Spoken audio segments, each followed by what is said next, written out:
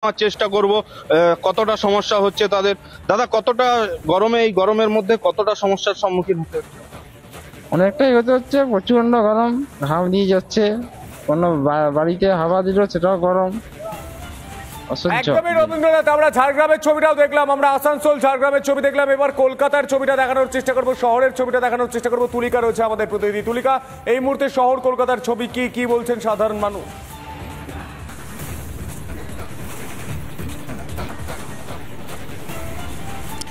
দেখো, তীব্র তাপপ্রবাহের পর এবার খানিকটা স্বস্তির আশ্বাস দিল হাওয়া অফিস। এই বিষয়টা হিন্ট দিই যে গত 10 দিন ধরে আমরা দেখেছি যেভাবে 43 থেকে 44 ডিগ্রি সেলসিয়াসের ওপরে তাপমাত্রা ঘুরে বেড়াচ্ছিল এবং তীব্র তাপপ্রবাহের সম্মুখীন হতে হয়েছিল শুধুমাত্র কলকাতা না, দক্ষিণবঙ্গ এবং উত্তরবঙ্গের একাংশ জেলাতে।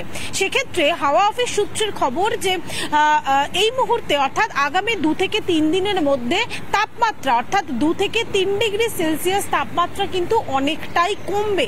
অর্থাৎ এর পরবর্তীতে অর্থাৎ সোমবার থেকে হিন্ট দিচ্ছি যে সোমবার থেকে কিন্তু তাপমাত্রা অনেকটাই কমবে এবং দক্ষিণবঙ্গের যে জেলাগুলো রয়েছে, পূর্ব বর্ধমান, পশ্চিম বর্ধমান, পূর্ব মেদিনীপুর, পশ্চিম মেদিনীপুর, এই সমস্ত জেলায় যেখানে গত 10 দিন ধরে লাল সতর্কতা জারি করা হয়েছিল হাওয়া অফিসের পক্ষ থেকে, সেখানে বজ্রবিদ্যুৎ সহ বৃষ্টির একটা পূর্বাভাস জারি করা হয়েছে।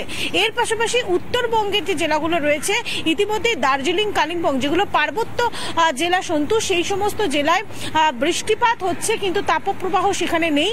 তবে কোচবিহার, জলপাইগুড়ি, আলিপুর দুয়ার থেকে শুরু করে এই সমস্ত উত্তরবঙ্গের যে জেলাগুলো রয়েছে সেখানেও লাল সতর্কতা জারি করা হয়েছিল।